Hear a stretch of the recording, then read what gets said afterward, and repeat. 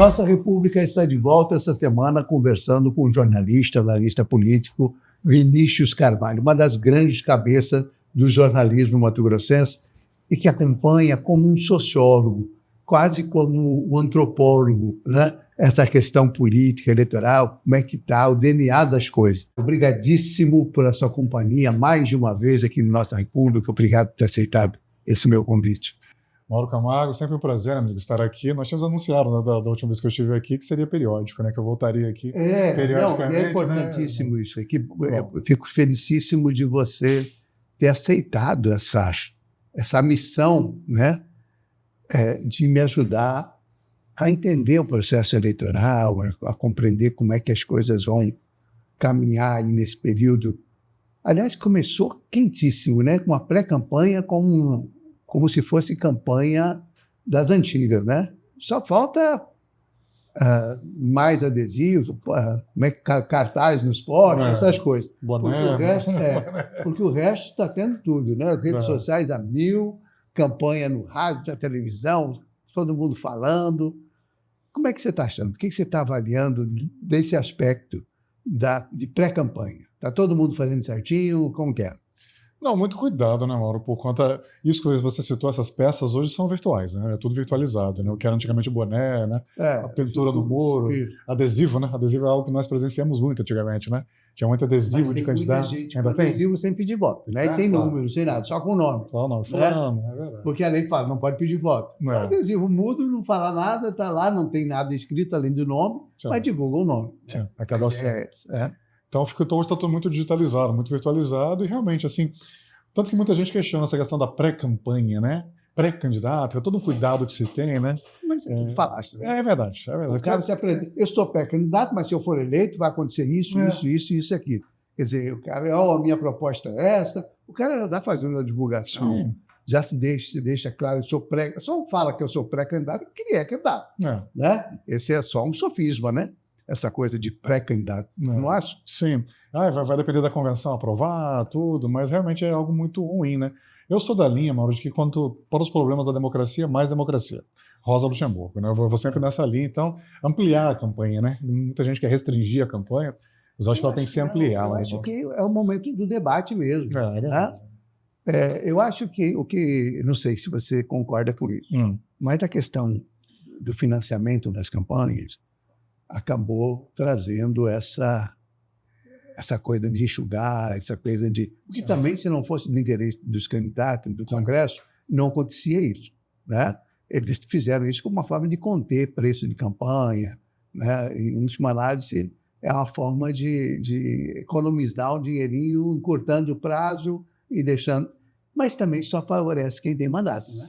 Isso que eu ia te falar. De 2013 para frente, Mauro, desde aquelas revoltas de junho, mês de 2013, jornadas, né, de junho, de lá para cá o sistema político vem se fechando aqui no Brasil, né? Em vários momentos, assim, a cada ano ímpar, em geral, vem alguma mudança na legislação eleitoral, né? Em 2015 tivemos, em 2017 que veio essa que encurtou a campanha. A campanha era de 3 meses, né? Ela começava em julho e terminava em outubro, né? Uma campanha longa. Agora é uma campanha que começa em meados de agosto, ali 15 de agosto, e termina no começo de outubro, né? Uma campanha de 45 dias, uma campanha de 1 mês e meio, né?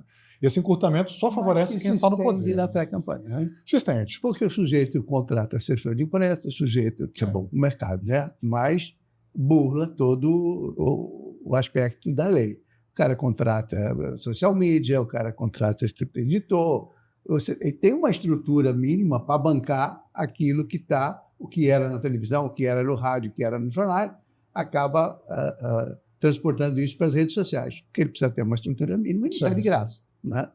Então tem um gasto. E é uma hipocrisia dizer que não tem, não é verdade? E acaba favorecendo quem já tem acesso, né? Ao fundo partidário, por exemplo. Quem já tem acesso ao fundo e que tem mandato. Isso, acho que eu ia falar, quem tem gabinete, né? Que é outra estrutura importante. Por isso que a renovação é muito pequena, né?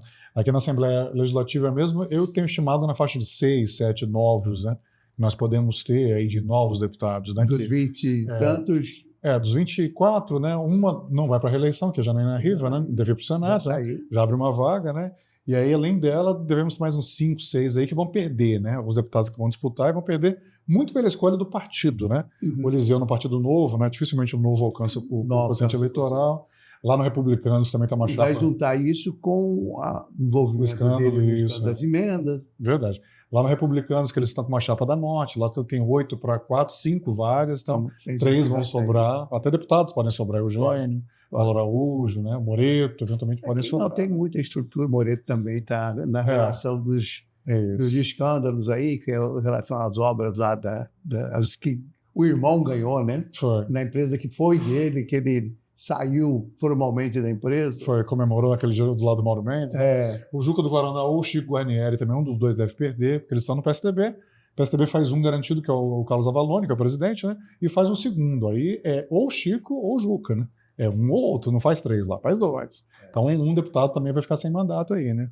E tem alguns que vêm forte. O Guarnieri também já é suplente, né? Foi suplente na outra. E tem alguns nomes novos que estão vindo também numa faixa alta de votos, né? A Rafaela Favro, o filho do Carlos Favro, vem acima de 40 mil votos. A Samantha Iris também, né? Vereadora aqui de Cuiabá também vem bem. O Alan Porto também, né? Um pouco abalado pelas denúncias aí da educação, mas alguém cotado. Ari Lafim, ex-prefeito de Sorriso. O Alan Porto, eu tive a impressão que deu a campanha dele deu uma encolhida.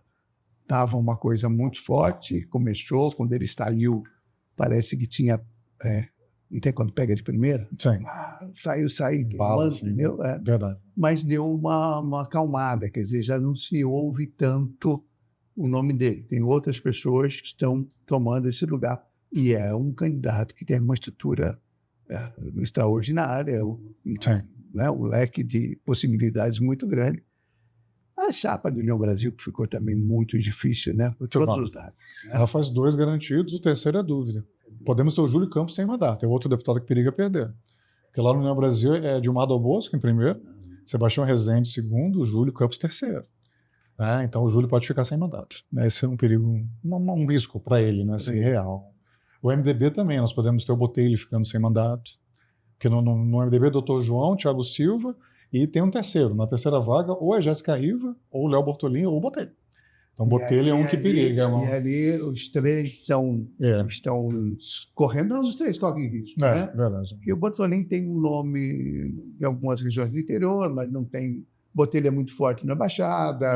A Jéssica Riva o estado inteiro por conta da Janete, do Zé Riva e da Janaína. Né? Verdade. Então, é um nome que pode vingar. Talvez não, mas assim, né? Não está fora de perspectiva. Mas é interessante observar que essa renovação vai se dar mais pela escolha de partido, né? Se você olhar os 24 mais votados, vai ter uns 20 deputados atuais, assim, entendeu? A maioria dos mais, se fosse eleição majoritária, se fosse majoritário, os 24 mais votados, nós teríamos uma renovação menor. Alguns vão errar, né, pela escolha do partido. Ou deixaram para a última hora, protelaram, tomaram a decisão errada. Isso é verdade. Para federal, que tem uma expectativa de renovação um pouco maior, né? Tem o Zé Medeiros que não vai concorrer para o Senado. Já sai. O chapeludo lá da Nosso Barbudo periga perder. Sai. Quem tem alguma possibilidade ainda, talvez, eu assisto. Coronel Cisco, a Coronel Fernando, os dois têm boa chance. O Fábio Garcia também tem boa chance. Esse conta de Mauro Mendes. E Emanuelzinho periga, porque lá no PSD, Emanuelzinho e Irajá Lacerda é um ou outro. Ali lá faz um só. Lá faz um só. Um dos dois não vai conseguir. E está bem parelho, assim, nas expectativas aí tá bem parelho. Eu acho que, em tese, Emanuelzinho pode levar uma pequena vantagem por causa da base Cuiabá. Não vamos esquecer que Emanuel Pinheiro se reelegeu prefeito com paletó e tudo. Então, são 2 eleições ganhas e se reelegeu com paletó e tudo. E elegeu Emanuelzinho. Né? Então, ele tem uma base aí, não sei. Ele perdeu a prefeitura, né, Mauro? Ele não tem mais a máquina da prefeitura, que não tem só força. Não, é isso. Perdeu. E Vaza Grande também, que o Calil ajudava lá em Vaza Grande, também o Calil Baracate. Né? Mas, enfim, essa aí é uma incógnita, né? Eu tenho uma preocupação grande, não só com o Mato Grosso, mas com o Congresso Nacional, no sentido de tentar um equilíbrio. Você acha que é possível alcançar ou vai ser esse desequilíbrio como está hoje? A extrema-direita dominando o Congresso e o presidente eleito lá sozinho? Eu não vejo uma grande mudança estrutural na composição, não. No Senado, nós podemos ter um aumento da bancada bolsonarista, porque eles estão priorizando o Senado. Eles sabem que a presidência é mais difícil, pode ganhar forte. A eleição presidencial também, a palavra que melhor define é limiar, né? Assim, o Lula pode ganhar por pouco, mas pode perder por pouco também. Assim, 5% para um lado para o outro pode acontecer. Hoje, né? Talvez. Porque tem um cenário de mudança acontecendo. Você acompanha, claro que você acompanha as pesquisas, né? Essas últimas pesquisas mostram que tem uma evolução negativa para o Flávio, a ponto de, na história do escândalo do Master, a própria direita, o PL, avaliar a possibilidade de outro nome, né? O Centrão também, depois é outro nome, e o Lula, na contramão, aquele que perdeu, subiu um pouquinho e reduziu a rejeição, né? Tinha uma rejeição altíssima, né? Então, se continuar nessa... E eu estou falando porque a gente já está bem aí. Sim, né? É verdade. Um pouco mais de 3 meses. Né? 3 meses. Se não acontecer nenhum fato novo e continuar essa tendência, essa diferença entre 10% e 15% já saiu dos 5% que você falou, ou não? Então, mas o Flávio, assim, o que tinha que impactar já impactou, né? Do escândalo do Banco Master. Ele caiu nas pesquisas, mas parou de cair, né?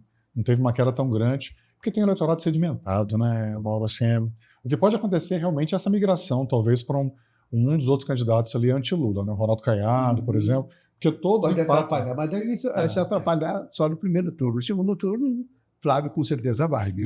Não, assim, você acha que é possível ter virado? Tem chance. Então, talvez um voto útil em direção a um terceiro candidato que teria mais chance de ganhar do Lula. Né? E quem seria?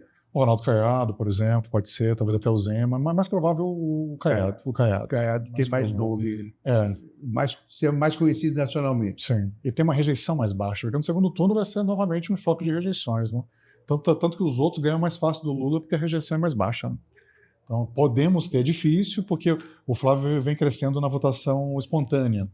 O que mede o voto consolidado é a espontânea, né? Quando você não dá a lista de candidatos para o eleitor, né? Pergunta em quem você vai votar, o eleitor já fala sem a lista. Né? O Flávio já está na faixa dos 25%, assim, 26% na espontânea. Ele não baixa disso, né? Tá difícil realmente romper essa polarização, mas ainda tem essa possibilidade. Né? Se não, mesmo assim, é uma eleição muito parelha, né? O Lula deve baixar a rejeição um pouquinho mais, porque durante a campanha ele tem horário eleitoral, ele vai mostrar as entregas que todo governo tem, né? Ele vai fazer isso, vai aumentar um pouquinho a popularidade dele, mas limiar, assim, uma eleição para no máximo 5%, né? Para um lado ou para outro. Você acha que ele não amplia essa vantagem? Não. Acho que vai ser nesse risco, mesmo contra o Flávio. Bom, claro. Se for contra o Flávio, vai ter segundo turno com o Flávio. Vai ficar assim, né? Agora, há quem fale que tem mais munição, porque o Flávio tem outras encrencas, né? Além dessa questão do Banco Master, tem rachadinha, imóvel que ele comprou, né? Ele não consegue comprovar, enfim.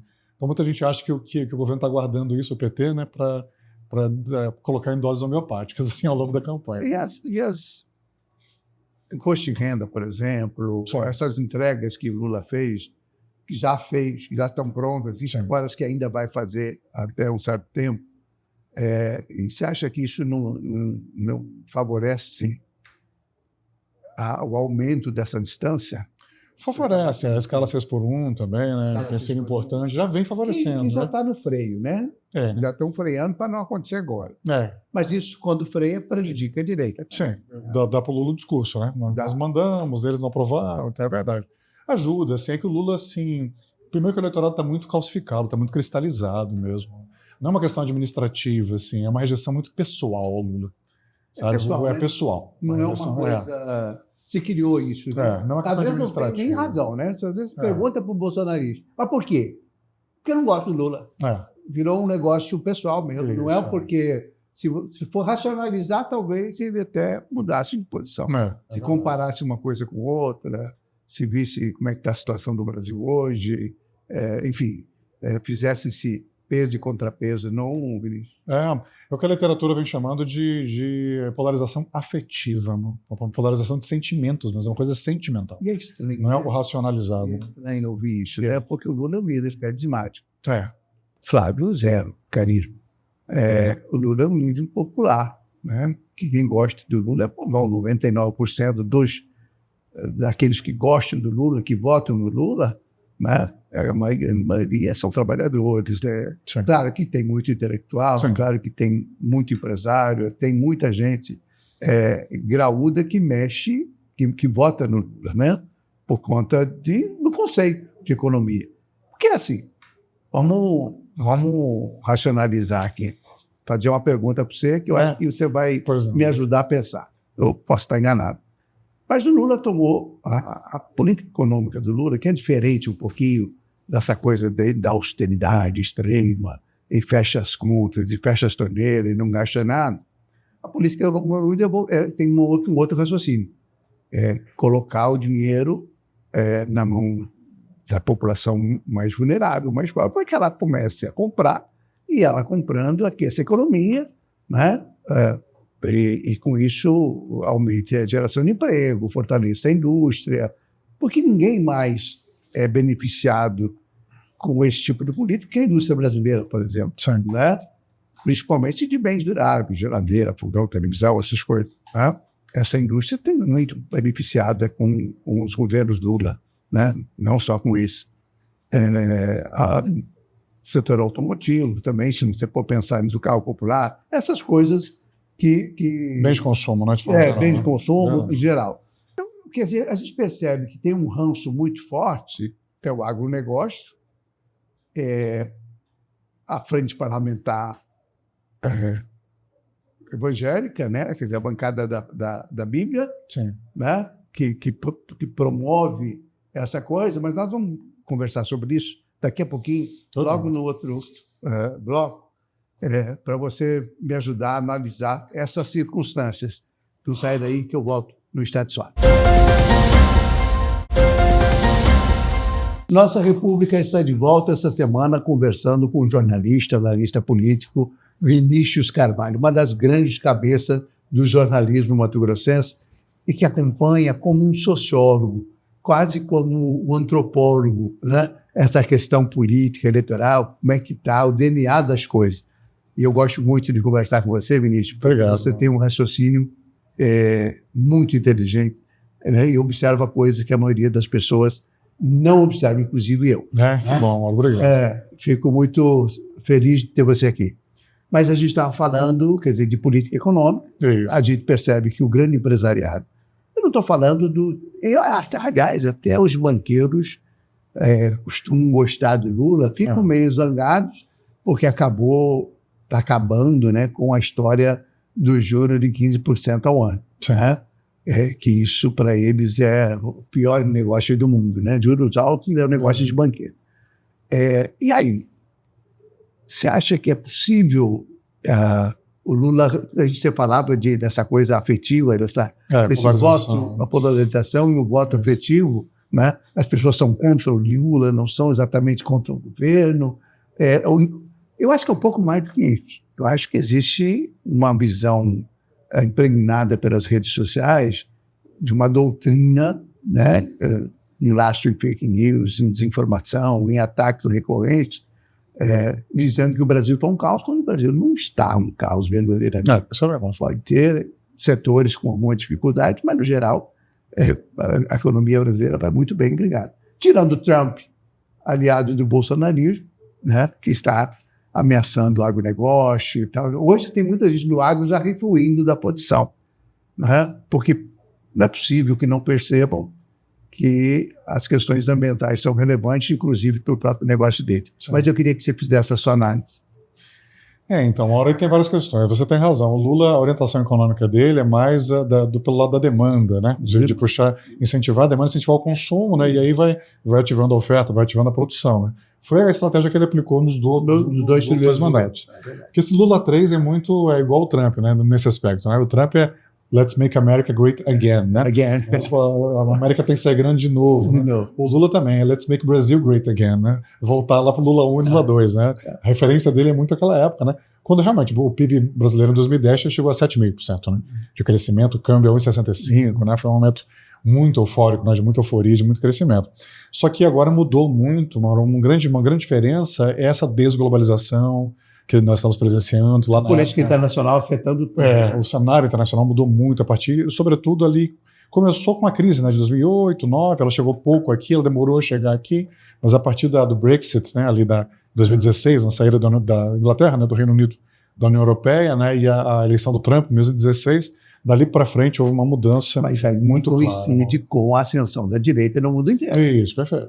Que o Brexit não é nada mais, nada menos de consequência disso. Então. E a eleição de Trump também não é nada mais, nada menos do que consequência disso, da manipulação da internet, dos algoritmos, enfim, de tanto isso que se criou no mundo, não é verdade?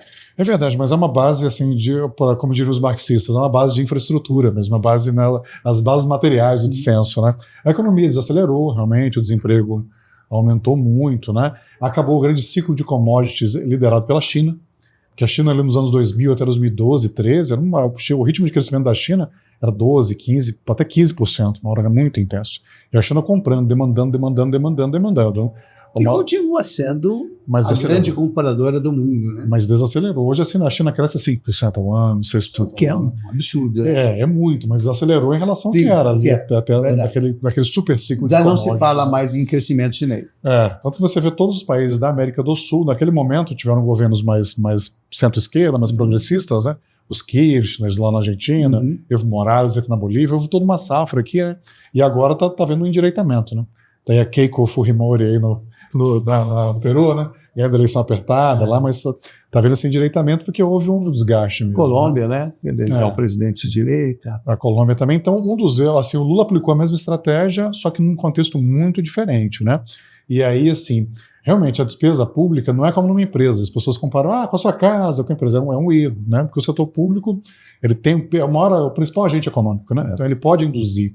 Cada real investido pode virar 2, 13 reais se você investir bem, né, em atividades com grande efeito multiplicador, de emprego, renda, né? Construção civil é uma área que o governo Lula sempre fomenta muito, via Minha Casa Minha Vida, um programa habitacional e tal. Só que dessa vez o PIB não respondeu na mesma velocidade, né? Gerou inflação muito, muito rápido, né? O câmbio subiu, o juro teve que subir junto. Aí nós estamos com esse crescimento de PIB aí de 1,5%, 2%, 2,5%, é um crescimento baixo, não? Baixo, assim. Então. Mas é o único indicador que a gente pode dizer assim, esse aqui é negativo. Ou, quer dizer, ainda bem que é negativo, mas não é o ideal.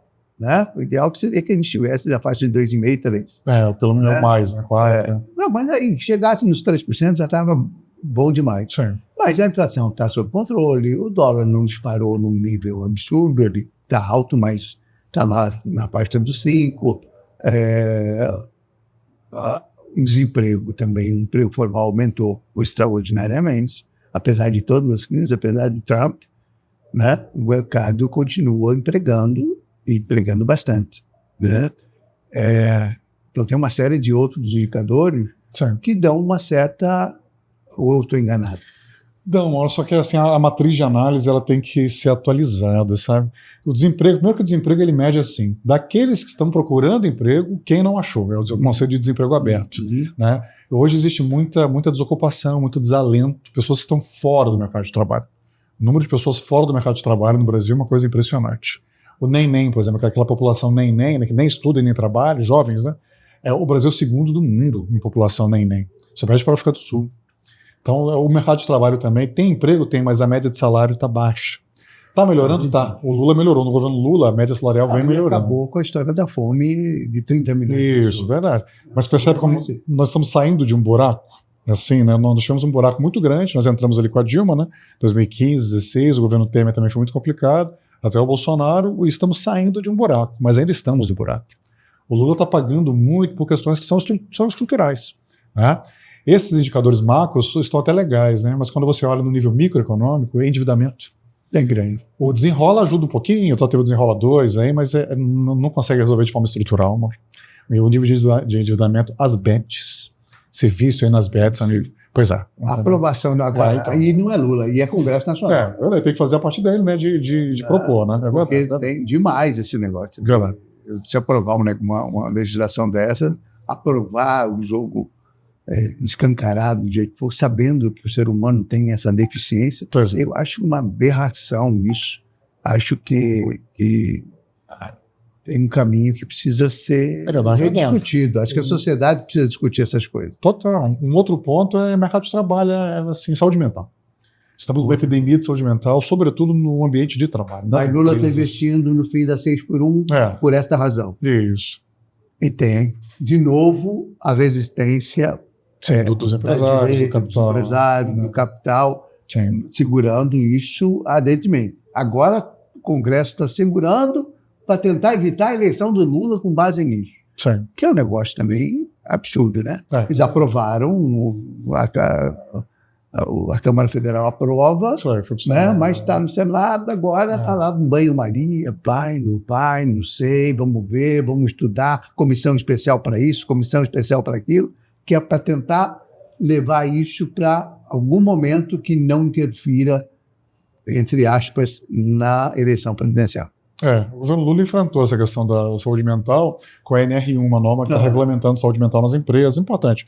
Mas muito tímido, né, Mauro? O Lula, assim, ele virou um gerente, né, do modelo, um gerente do sistema, né? O Lula hoje é um grande cacique político, né? Assim, o PT está se conformando muito com isso, em administrar o sistema, naquela lógica de que é melhor nós do que algum radical, né, que pode ir para um mais autoritário. O Lula se colocou agora, recentemente, como um social-democrata num desses encontros internacionais na Europa. Ficou meio... Os presidentes europeus lá de esquerda ficaram meio... Nunca foi de esquerda, né? Sou de centro-esquerda. Mas, olha, cá entre nós, é verdade, o PT nunca foi um partido de esquerda, apesar do radicalismo de setores do PT, né? O PT sempre foi um partido de centro-esquerda, muito próximo do PSDB, com quem eles disputaram eleições, não é? Mas ideologicamente muito próximo. O PSDB, que eu acho, a meu ver, que caminhou para a direita, né? Ao longo, depois de Fernando Henrique, foi caminhando para a direita, né? Ele perdeu espaço, óbvio, né? Perdeu espaço. Mas sempre foi o Partido Social Democrata. Não era um partido de esquerda, no sentido técnico da palavra, mas um partido de centro-esquerda, com essa visão de social-democracia, que nada mais é do que a visão social, né, do trabalho, do capital, quer dizer, do capital servindo aos mais necessitados. Daí que surgiram as ações sociais aí o embrião do Bolsa Família e outras medidas dessa natureza. Não é verdade? Sim, é verdade. O PT acaba virando o verdadeiro PSDB, né? Hoje o PT é o Partido Social Democrata, é o PSD, né? O PSDB é o PT, e o PSDB virou um PSL, né? Um Partido Social Liberal, né? Caminhou mais para a direita. E isso já, durante o governo FHC, isso já aconteceu, esse endireitamento do PSDB, né? Em algum aspecto. Porque o PT fechou as portas também da centro-esquerda, né? O PT tem um exclusivismo muito grande, não deixa ninguém entrar, né? Ele hegemoniza ali mesmo, né? Tanto que os outros partidos ali minguaram. Quem é de esquerda ou está muito distante, porque é radical, aí o PSOL, não sei o quê e tal, né? Ou não existe.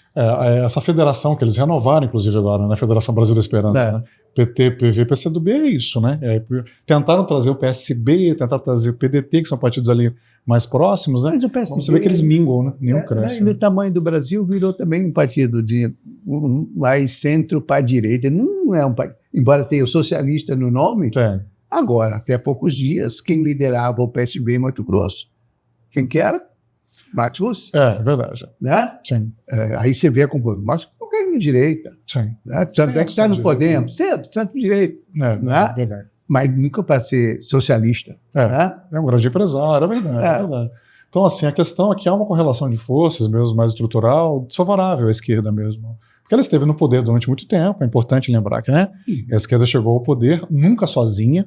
Nunca tivemos um governo de esquerda, como muita gente fala. Não. Sempre em coligação com o centro e com a direita. O governo mais à esquerda que nós tivemos foi de um conterrâneo teu, João Goulart. Tanto que foi deposto.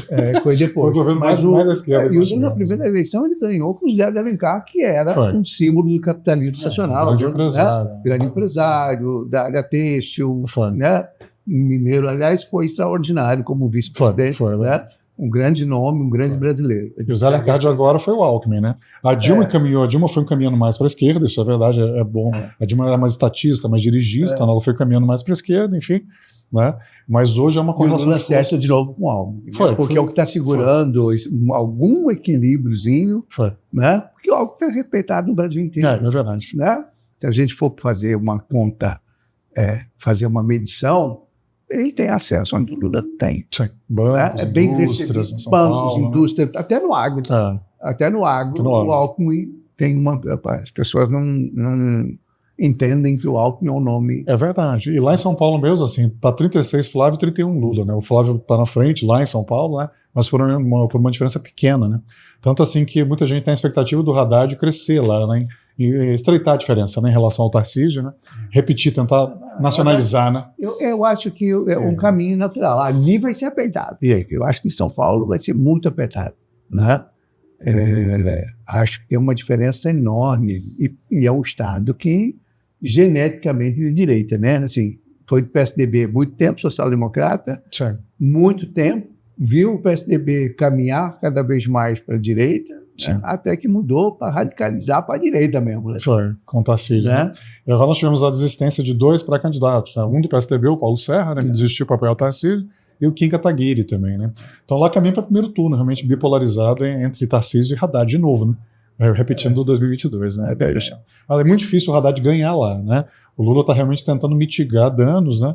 Com a candidatura do Haddad e no Senado, que hoje está dando Marina e Simone Tebet, né? Hoje, as 2 senadoras de São Paulo seriam Marina Silva e Simone Tebet, né? Claro que vai mudar. O que é bom, né? Seria interessante. Eu dou um equilíbrio razoável aí nessa coisa. Mas o bolsonarismo, voltando à tua pergunta, está priorizando o Senado. Porque eles sabem que a reeleição do Lula assim, é uma reeleição, né? Reeleição foi criada para reeleger, né? Não é recandidatura, é reeleição, né? O nome já diz muita coisa, né? Porém, eles estão pautando muito a eleição para o Senado pela questão do impeachment dos ministros do Supremo. É a grande bandeira. E isso é só para libertar o Bolsonaro, né? Não tem outra razão. Isso é só para libertar o Bolsonaro. E eles sabem que é mobilizador, né? Porque o Supremo hoje está com uma rejeição muito grande, né? Então isso mobiliza, né? O eleitorado. Quer dizer, não tem nada a ver com política, mas não é a causa principal, né? Quer dizer, você tem ali, o Supremo tem um problema porque é uma resistência importante, né? No sentido de fazer valer a Constituição. Embora tenha interpretações em que não, o Supremo exagera aqui, exagera ali, né? Mas tem situações que é preciso avaliar com muito distanciamento. Né? O Supremo, por exemplo, até 22, eu acho que a atuação do Supremo foi muito positiva. E, inclusive, do Alexandre de Moraes no TSE. Ele foi presidente do TSE durante a eleição, né? Alguém tinha que regular, porque vamos para mais uma eleição sem regulação de fake news. Não tem legislação sobre fake news. O TSE vai ter que normatizar novamente. Enfim. O Alexandre de Moraes, naquele momento, ele cumpriu uma função importante. Só que dali para frente, nesse governo Lula, perdeu. Passou do ponto, assim, eu acho, sabe? As indicações de ministro mesmo do Lula foram muito ruins, eu acho. De ministros do STF, né? O Flávio Dino, né? Foi indicado ministro, o Zanin também. Mas eu acho que é um excelente ministro. O Flávio Dino, em particular, acho ele excepcional. Sabe que é um cara que, se fosse candidato à presidência da República, seria eleito? Então, mas ele é mais um político do que um jurista. Não? A questão mas veja, eu acho que o que a gente precisa avaliar, do ponto de vista jurídico, e eu não sou nenhum jurista, embora seja formado em direito, né? Mas é preciso avaliar a aplicação da lei. E eu acho que o Flávio Dino tem uma compreensão de mundo e do direito espetacular. Mas, claro, que é uma visão humanista, uma visão de quem conhece a pobreza, de quem conhece a miséria, de quem conhece a gestão pública, de quem conhece o que é bom, a meu ver, para o judiciário. O judiciário não pode ser aquela coisa do cara de toga inatingível, inacessível. Né? Durante muito tempo, o judiciário brasileiro viveu cercado numa bolha, né, inacessível para qualquer pessoa.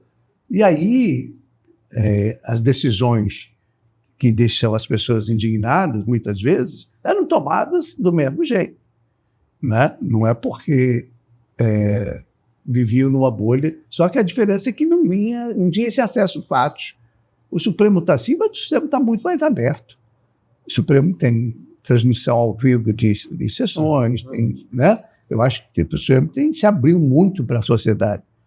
O problema é que as pessoas querem fazer valer, isso é uma visão muito pessoal minha, né? Ver valer teses jurídicas incompatíveis com aquilo que o que determina a Constituição mesmo, né? Então, assim, eu tenho muita dúvida. Ao mesmo tempo, eu não tenho essa segurança que você tem, eu também fico com dúvidas, será que é isso mesmo? A gente vai conversar, então, termino daí, o último bloco. Não sai daí que eu volto num instante só. Nossa República está de volta essa semana conversando com um jornalista, analista político, enfim, cientista político, antropólogo, sociólogo, um grande conhecedor da política de Mato Grosso e do Brasil, um observador importante. Vinícius, a gente falava dessa questão do Supremo, do papel do Supremo, onde que errou, onde que não errou, em que medida errou, né? Ou em que medida acertou. Você tem uma restrição clara acerca do desempenho dos nossos ministros. E eu já tenho uma posição um pouco mais, eu confesso para você, não é que dá para aceitar tudo, né? Mas eu acho que há um norte, pelo menos, no Supremo, em regra geral, na defesa da democracia, de Estado Democrático de Direito, dos princípios constitucionais. Eu vejo isso com muita clareza, né? E vejo valores importantes, né? Em alguns dos ministros. Veja, pode ser um paradoxo, mas eu acho o Flávio Dino tão importante quanto o nosso ministro bolsonarista evangélico dos infernos, né? O André Mendonça? O André Mendonça. O André Mendonça é um figuraço. Tem uma postura muito reta, muito correta, um homem muito probo e tem se mostrado um jurista extremamente competente, né? E atua num nível tão importante de conhecimento e de tudo, o Flávio Dino.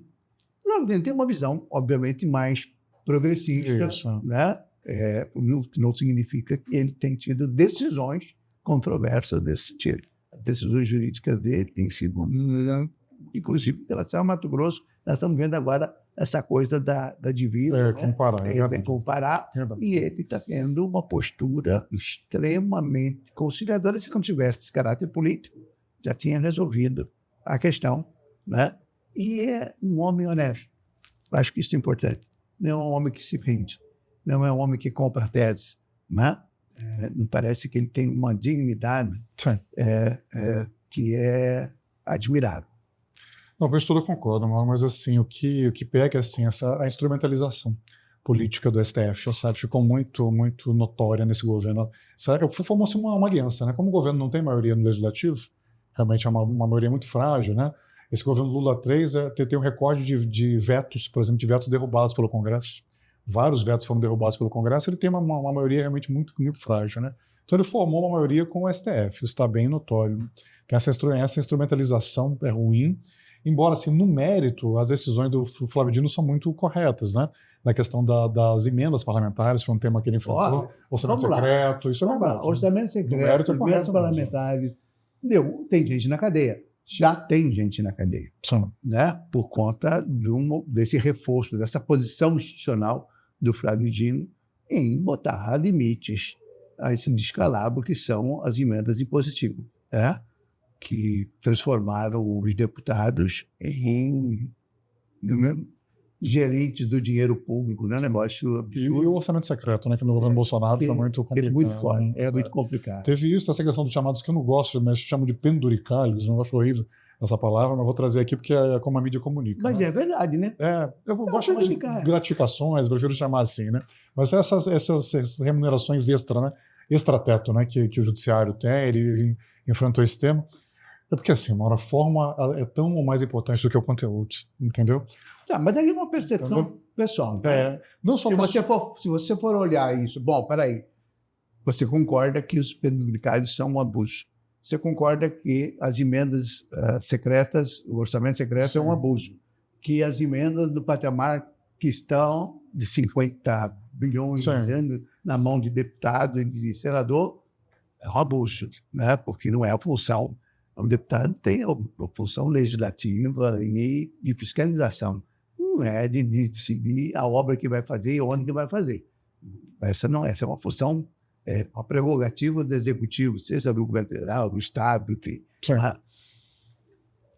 Se você concorda com tudo isso, eu estou transformando isso no debate. Não, mas é ótimo, assim que é bom, assim que é bom. Mas é só porque eu preciso ouvir, entender a sua opinião. Eu quero que você me convença, né? Porque eu vejo de uma maneira, e acho que as pessoas em casa também sofrem muita dúvida. Sim, com certeza. Né, em relação a isso, né? Por onde que eu vou? Quem que está certo nessa briga toda? Porque o que tem de Maria vai com as outras também. Tem muito. Desculpa se não teve idade para você conhecer, mas é verdadeiro. Muita gente ouve o galo cantar, não sabe aonde fica defendendo o canto do galo. O papagaio, né? Fica repetindo. Papagaio. Então é muito ruim isso. É verdade, é um bom debate. O público sempre ganha, né? Com um debate. Bom. Então eu vejo dessa forma, que assim, que ainda que seja correto no mérito, né, é um erro você ficar instrumentalizando o judiciário para fugir do papel dele. Essa discussão tinha que ser feita no legislativo. Mas não tem maioria. Mas o povo decidiu assim, ó. O povo elegeu o Coronel Assis, o povo elegeu o Coronel Fernando. Eu tenho que acha que acabar vai reduzir a maioridade penal resolve o problema da violência no Brasil. Não vai resolver. Que é inconstitucional, ele sabe disso, ele também é advogado, mas está pautando esse tema. Né? Aí vai cair lá no Supremo, porque vai. Sim. O Supremo vai barrar, que vai, e aí quem defende essa tese, quem não raciocina, porque assim, é muito simplista falar, não, aumenta a pena. Claro, eu mesmo acho que o menor precisa ser mais responsabilizado ou ter menos direito. Porque não é possível o cara que que decide o futuro do país, que decide quem vai governar o Brasil, não tem essa responsabilidade que não é pequena, certo? Ele não tem a responsabilidade também sobre aquilo que ele faz de sua prática no dia a dia, né? E se age criminalmente, precisa ter um tipo de punição. Já tem, né? Nós numa visão mais assim, olha, tudo bem, vou tentar te ajudar a sair dessa, né? Meio paternalista, na verdade. Mas também ele sabe que pena de morte, prisão perpétua, aumento de pena, não resolve absolutamente nada. Né? Nós estamos vendo aqui. Vou pegar um exemplo de casa. Sim. Senadora Margarete Guzmão. Estamos tendo um trabalho belíssimo no Senado, com aprovação, transformando o crime de feminicídio num crime autônomo, né? Que ele fazia parte do crime de homicídio. Certo? Era uma qualificadora só, virou um crime autônomo, que tem pena hoje de 40 anos, com mínimo de prisão de 20 anos. Nem o homicídio tem essa... Não, mínimo é 12 do homicídio. Né? Fez um belo... Isso acabou com o feminicídio. Reduziu neca de pitibirico. Não tem efeito, não mudou. Porque o problema não está na pena, o problema está na nossa cultura, na verdade, na formação das pessoas. As pessoas, nosso machismo estrutural, os nossos preconceitos, a misoginia que persegue todo mundo, homens, eu estou falando, certo? E ela está aqui na cultura e não é tratada como deveria ser. Na escola, na família e na escola. Aprender o que é certo e o que é errado desde pequeno, né? Porque é assim que faz. Vai, se deixa assim, aí vai. O exemplo de casa segue na família. Se o cara é misógino em casa, vai passar isso para o filho. Se o cara é machista em casa, bate na mulher, é violento em casa, vai passar para o filho. Sim.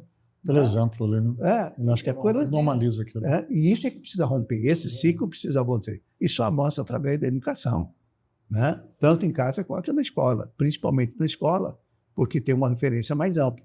Né? Mas se não tiver isso de institucionalidade, como não tem até hoje, na maior parte dos estados, dos municípios, não tem uma cultura de ensinar que bater em mulher é errado. Isso é verdadeiro. E aí acaba prevalecendo essa violência que bate as mulheres. Né? Mas eu estava te falando sobre isso. Você fala uma coisa que eu acho interessante. Extrapolou o jurídico e assumiu... Porque essa questão da legitimidade, Mauro, é interessante. Se eu ou você assumíssemos o governo do Estado hoje, ainda que nós fizéssemos alguma coisa correta, nós seríamos questionados, porque nós não fomos... Claro. Claro. Nós não somos Otaviano Pivetta, que teve 1.100.000 votos, junto com o Mauro Mendes. Entendeu? Tem isso. Então, essa questão da forma como se faz, né, da legitimidade, da aceitação, né, é importante. Então, mas a falta dessa legitimidade não significa que o errado não seja errado e que o certo não seja certo. Por isso que eu sempre separo forma de conteúdo. Né? Um erro também que o STF teve foi o julgamento do Bolsonaro na parte processual. Acho, do ponto de vista material, também correto. As penas atribuídas não só para ele, mas para os outros 6 réus, né, ali. Mas do ponto de vista processual, muito problema também, que pode gerar nulidades mais futuramente. Entendeu? Ali o Alexandre de Moraes se excedeu, para mim, em vários pontos. Ele, ainda bem que apareceu esse Vorcaro. Teve um aspecto positivo para frear um pouco o Alexandre de Moraes, né? Porque o Vorcaro, enfim, é um dos implicados, é o Alexandre de Moraes, né? E eu acho que vai ser punido. Tomara. Se se comprovar erro, vai ser o próprio Supremo, por sobrevivência, vai ter que tomar iniciativa de resolver isso. Pois é. Né? Eu não tenho a menor dúvida dessa questão. Aquela solução que deram para o ministro lá do Paraná, aqui, envolvido nessa questão do Master também, da compra, da venda do bilhote, etc. Nossa. Oi? Você está falando do Toffoli, não do Dias Toffoli. Que era o relator, inclusive. Era o relator, processo. Hoje está o André Mendonça. Mas já tiraram ele da diretoria, já sinalizaram, opa, para aí, né, por aí. Né? Talvez tivesse sido uma decisão um pouco mais dura, certo? Nesse aspecto eu concordo com você, porque o Toffoli expôs todos os diários, assim como esse não esclarecimento até agora, 100% dessa questão envolvendo Alexandre de Moraes, também traz uma névoa ruim sobre o Alexandre e sobre o Supremo. Tanto que o Fachin pautou... Absolutamente verdadeiro. O Fachin pautou a questão de um código de ética, né, e não repercutiu. Só ele e a Carmen Lúcia que ficaram mais favoráveis, os demais não gostaram da ideia. Houve uma resistência burocrática. Mas eu acho que isso caminha. Eu também acho. E aí que eu acho que a pressão da sociedade é importante. É nesse caminho. Não no caminho de questionar a decisão jurídica, porque senão fica muito ruim. Então, porque assim, é normal. Você é prejudicado em qualquer decisão, se a decisão não atende, você vai ficar puto da vida, com perdão da palavra, com aquela que te julgou. Né? Você concorda? Claro, com certeza. Mas aí, me convença de que o Supremo extrapola, juridicamente falando, as suas competências. Né? Eu entendo que talvez o discurso político ou tomar a iniciativa de fazer um julgamento como esse, por exemplo, pode ter causado... Mas, vamos pensar sob o ponto de vista da justiça. Dá para a gente aceitar uma tentativa de golpe? Assim, nós temos sempre que olhar como que eu olho as coisas, sempre saldo positivo e negativo, erros e acertos. Né? Todos nós temos erros e temos acertos. Né? Nós temos que ter mais acertos do que erros, né? Para poder ganhar, né? Poder ter um saldo, igual o saldo de gols da Copa do Mundo, aí, né? Gols pró, gols contra, né? Mais ou menos isso. O Supremo tem mais acertos do que erros, o saldo é positivo, né? Mas tem muitos erros aí complicados. Foi um marco histórico realmente você colocar um ex-presidente da República no banco dos réus, generais, né, num país que tem uma tradição golpista mesmo, né, de golpe de anistias que sucedem golpes. Os marcos, por exemplo, relacionados à questão do meio ambiente, das terras indígenas, tem uma série de situações progressistas que a sociedade, especialmente a sociedade paturocência aqui, o pessoal do agro, fica danado da vida. Mas se a gente pensar, do seu ponto de vista ambiental e do seu ponto de vista antropológico, é absolutamente correta. Então, mas a questão toda é embora tenha que ter modernização, uma série de coisas. Assim, do centro até a esquerda, o vilão é o Congresso. Tá? Porque o Congresso é mais conservador do que a média da sociedade. Sim. Tá? O Congresso por uma série de mecanismos... E pilantra, vamos falar, verdade? Sim. E pilantra, né? Que trabalha muito em benefício próprio dos seus interesses, enfim, e não está, em absoluto, imune à corrupção. Sim, é verdade. Então, assim, do centro até a esquerda, o Congresso é o grande vilão. Se você for em qualquer partido de centro-esquerda, você vai ver essa crítica ao Congresso, as grandes bancadas que você lembrou, né? A bancada da segurança pública, a bancada da bala, que eles falam, né? A da Bíblia, né? Que é a evangélica e a ruralista, né? Agora, do centro para a direita, o STF é o grande vilão. É interessante como nós estamos polarizados até nesse aspecto, né? Porque as decisões do STF, na média, elas são mais progressistas do que a média da sociedade. Sabe por quê que eu acho que acontece isso? E aí? Não é por ideologia. É porque a nossa Constituição é progressista. A nossa Constituição foi construída num pós-ditadura militar, por 20 anos de ditadura. E se tomou, naquele momento histórico, uma série de medidas, se adotou uma série de princípios da Constituição que são absolutamente progressistas. Em relação a tudo... Não é verdade, mas nós vamos lembrar da composição do STF, a gente não pode perder essa dimensão. Né? A maioria dos ministros de hoje foram indicados pelo Lula ou pela Dilma. Tá? Quem que não é deles é o Gilmar Mendes, que é o último do Fernando Henrique, que ainda está, né? Aí você tem aí o Alexandre de Moraes, que foi do Michel Temer, né? Michel Temer. E os dois do Bolsonaro, o André Mendonça e o Cássio Nunes Marques. Então são 4 a 7, né? Os outros 7, ou seja, até a maioria dos governos Lula e Dilma, né? Então, isso é um viés, mas o Fachin tem um viés mais progressista. O problema não é a indicação. E, assim, e qual é o ponto? Veja bem, por que eu falo que o problema não é a indicação em si, não é a origem? O problema é que o sistema é esse. Alguém ia ter que nomeá-los. Sim. Fosse quem fosse que estivesse na presidência. Sim. No momento da vacância. Não é isso? Quer dizer, assim como teve Lula, teve Bolsonaro que indicou. Bolsonaro indicou 2, um só presidente. O PT teve 2 ex-presidentes que indicaram ministros. E o Lula Fernando Henrique teve. E o Lula 2 também. É o terceiro mandato do Lula. Certo? E foi barrado o Jorge Messias. E o sistema é esse. E foi barrado o Jorge Messias. Lamentavelmente, viu? Eu falo isso com muita convicção.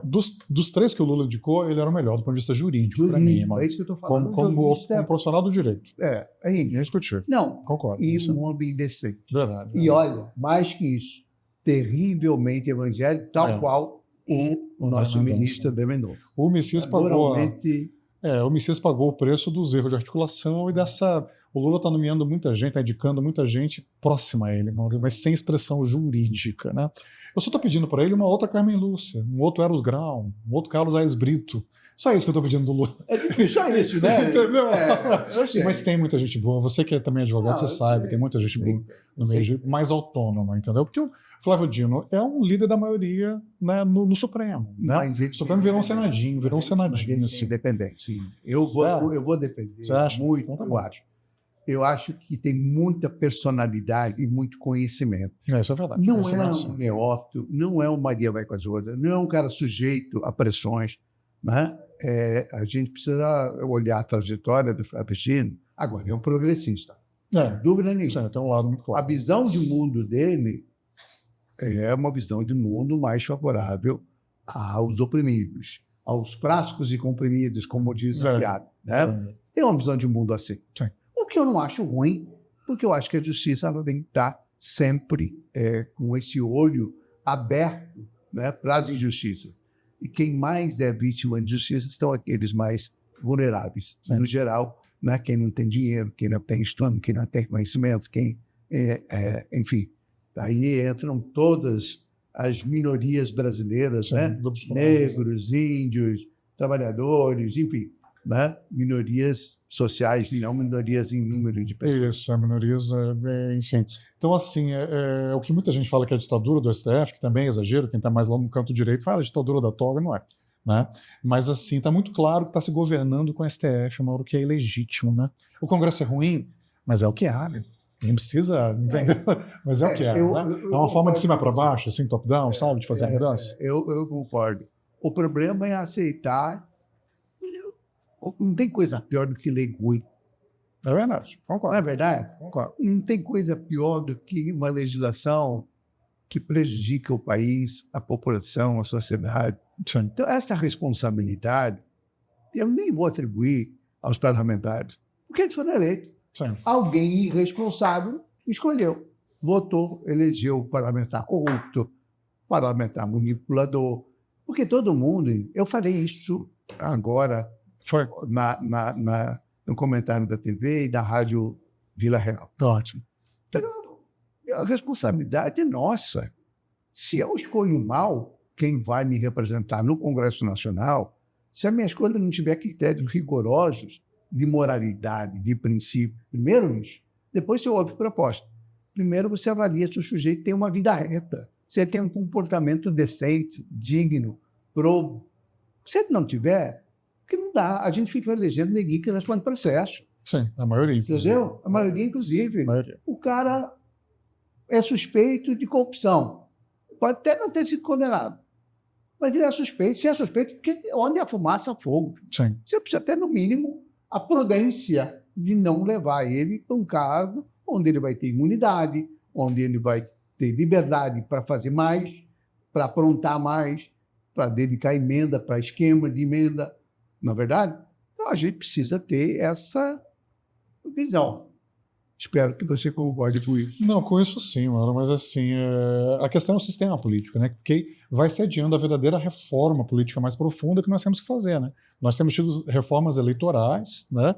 É importante fazer E vendo remendas, né? A cláusula de barreira, vem subindo, Remendo. né? Remendo. Mas vem melhorando, vem inclusive reduzindo o número de partidos, vem dando mais funcionalidade, né? Ao sistema, né? O número de parlamentares. Verdade. Essas reformas, elas não são enfrentadas. Por quê? Porque fala mais alto o corporativismo parlamentar. Sim. Reduzir o número de parlamentares. Não, daí eu posso ficar fora. É isso que acontece. Todo mundo sabe. A sociedade brasileira é contra o tanto de parlamentar que nós temos. Seja nas câmaras municipais, seja nas assembleias legislativas, seja no Congresso Nacional. Todo mundo é contra. Para que disponibilizar de gente? Não precisa mesmo. Não é? É dinheiro público sendo jogado no lixo e com as portas da corrupção abertas. Então, a crítica, por exemplo, que vem da esquerda mesmo, é que o Lula não enfrentou isso, né? O Lula mantém o sistema e vai distribuindo nas margens, na periferia. Entendeu? 100%. Então, 100%. Eu acho que o Lula é genuíno alguém que vem falando muito isso, é verdade. Nunca agiu nesse sentido, né? De enfrentar o Congresso. De enfrentar, assim, propondo mesmo, olha... Sim. Tem que ter isso. Como o Milei fez na Argentina, mandou um pacotaço. Meu pensamento para a economia neoliberal, ultraliberal, é esse aqui. Se vocês concordam, discordam, mas eu penso dessa forma, né? O PT é sempre essa situação. Como o PT tornou-se um partido grande, ele é beneficiário do sistema. De fundo partidário, de fundo de financiamento de campanha, tá, né? Ele virou um partido da ordem. Assim, então.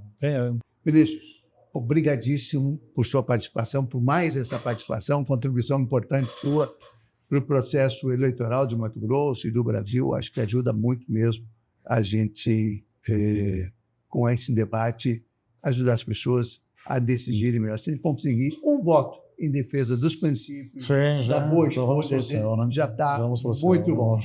Nossa República vai ficando por aqui. Essa semana conversamos com o jovem jornalista Vinícius Carvalho, analista político e pensador. E até a próxima semana, uma nova e tão importante entrevista como foi essa aqui com o meu querido amigo Vinícius Carvalho. Um abraço a todos, até semana que vem.